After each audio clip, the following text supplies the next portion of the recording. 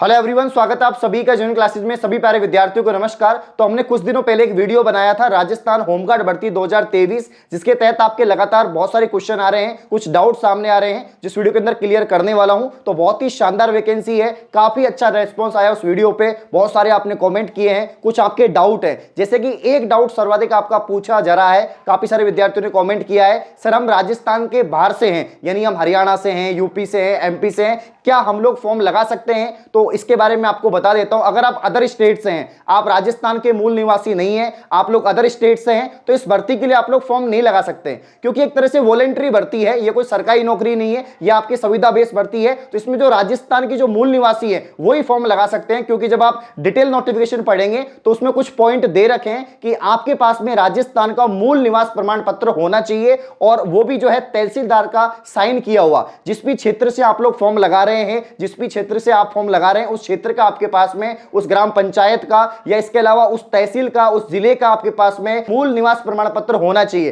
तो मूल निवास प्रमाण पत्र का मतलब क्या है कि भाई आप इस क्षेत्र के हो, आप राजस्थान के मूल निवासी हो, तभी आप लोग जो है फॉर्म लगा सकते हैं। तो जो आपका सर्वाधिक डाउट है वो मैं आपको बता देता हूं। आप लोग अगर अदर स्टेट से हैं, यूपी से हैं, हरियाणा से हैं, एमपी से हैं, तो आप लोग फॉर्म नहीं लगा सकते हैं, क्योंकि अगर ये सरकारी नौकरी होती तो भी फिर आपको जो है रिजर्वेशन दिया गया है। अदर स्टेट के फॉर्म लगते हैं, जैसे कि पटवारी का फॉर्म है, वीडियो का फॉर्म है, उसमें बहुत सारे विद्यार्थी जो है अदर स्टेट के फॉर्म लगाते भी हैं और सिलेक्शन भी पाते हैं। लेकिन ये एक तरह से सरकारी नौकरी नहीं है, सुविधा बेस्ड भर्ती है, तो इसमें जो है मूल निवास प्रमाण पत्र मांगा गया है। तो यहां पर राजस्थान के जो मूल निवासी है वही फॉर्म लगा सकते हैं, ठीक है ना। पहला डाउट आपका क्लियर हो गया है। अब हम बात करेंगे इसकी फॉर्म डेट को लेकर, टोटल पोस्ट को लेकर। टोटल पोस्ट कितनी है? 3842 पोस्ट है। अगर हम फॉर्म की बात करें, 12 जनवरी से इसके जो फॉर्म है वो आपके स्टार्ट हो चुके हैं। 11 फरवरी 2023 तक फॉर्म भरे जाएंगे। फॉर्म की फी की अगर हम बात करें तो जनरल ओबीसी की फीस आपके लगेगी 250 रुपए, एससी एसटी की फीस लगेगी 200 रुपए।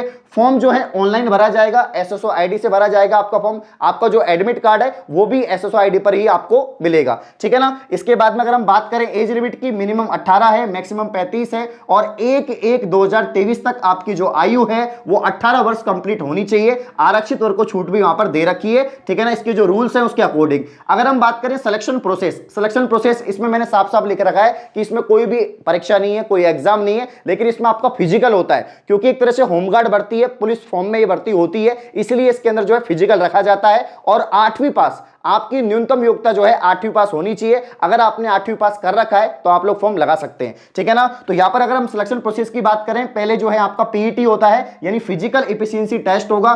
पीईटी से पहले एक और होता है, मतलब आपके जो भी डॉक्यूमेंट्स हैं वो अच्छे से जांच होते हैं। सिलेक्शन प्रोसेस का पहला पड़ाव है, पहला स्टेप है, आपके जितने भी ओरिजिनल डॉक्यूमेंट्स हैं वो सारे सत्यापित होंगे, जांच होंगे, डॉक्यूमेंट वेरिफिकेशन होगा। उसके बाद में जो क्लियर कर जाएंगे वो आगे जाके पीईटी में बैठेंगे, यानी फिजिकल एफिशिएंसी टेस्ट होगा आपका, जिसमें मेल की बात करें आपको 1000 मीटर दौड़ करनी होगी, फीमेल की बात करें आपको 800 मीटर दौड़ करनी होगी, ठीक है ना। तो फीमेल को 800 मीटर करनी होगी और मेल को जो है 1000 मीटर यहां पर दौड़ करनी होगी। अगर हम बात करें मेल को यहां पर जो है 10 चिनअप लगाने पड़ेंगे, फीमेल की बात करें तो जो है आपको गोला फेंकना पड़ेगा 4 किलोग्राम का, ठीक है ना। इसके अलावा पीएसटी होगा आपका। फिर पीएसटी का मतलब फिजिकल स्टैंडर्ड टेस्ट, कि भाई आपकी हाइट जो है, अगर आप मेल हैं तो 168 सेंटीमीटर आपकी होनी चाहिए, फीमेल है तो 152 होनी चाहिए। फिर आपका चेस्ट भी देखा जाएगा, ये सारी चीजें जो है आपका देखा जाएगा। तो आपका फिजिकल एफिशिएंसी टेस्ट होगा, रनिंग करवाई जाएगी, और आपका फिजिकल स्टैंडर्ड टेस्ट होगा, आपकी हाइट देखी जाएगी। तो इस प्रकार से आपकी जो है ये वैकेंसी कंप्लीट होगी। तो ये तो बात रही आपके सिलेक्शन प्रोसेस की, कि आपका जो पीईटी है, आपका पीएसटी वो होगा। इसके अलावा अगर आपने कोई भी डिग्री डिप्लोमा कर रखा है, जैसे आपने जो है आईटीआई कर रखा है या आरएससीआईटी कर रखा है, या कोई भी कोर्स आपने कर रखा है, तो उसके आपको एक्स्ट्रा मार्क्स भी मिलेंगे। इसलिए सबसे पहले इस भर्ती के अंदर आपके डॉक्यूमेंट वेरिफिकेशन हो रहे हैं, क्योंकि उसके मार्क्स भी आपको दिए जाएंगे। और इसके अलावा इसमें ऐसा नहीं है कि भाई आपने जो है 1000 मीटर रनिंग नहीं करी तो आपको फेल कर देंगे, आपको निकाल देंगे। भाई 1000 हो गई तो ठीक है समय पे, नहीं तो निकाल देंगे। भाई जो समय दे रखा है आपके नोटिफिकेशन के अंदर, उस समय में आप लोग जो है दौड़ कंप्लीट नहीं कर रहे हैं जितना यहां पर रिक्वायरमेंट है, तो आपको थोड़े कम मार्क्स मिलेंगे। उससे भी कम समय में या उससे ज्यादा समय आप ले रहे हैं तो और भी आपको कम मार्क्स मिलेंगे। तो आपको ऐसा नहीं कि बिल्कुल ही आपको जो है 0 दिए जाएंगे या पूरे में से पूरे दिए जाएंगे, ऐसा नहीं होगा। अगर आप ज्यादा समय ले रहे हैं दौड़ के अंदर तो आपको थोड़े कम मार्क्स दिए जाएंगे, लेकिन आपको मार्क्स दिए जाएंगे। तो इस भर्ती से जुड़ी कुछ इंफॉर्मेशन जो मैंने आपको बता दी है। इसके अलावा कुछ आपके डाउट थे जो मैंने क्लियर कर दिए हैं। इस प्रकार की और वीडियो पाने के लिए आप चैनल को सब्सक्राइब करें। धन्यवाद।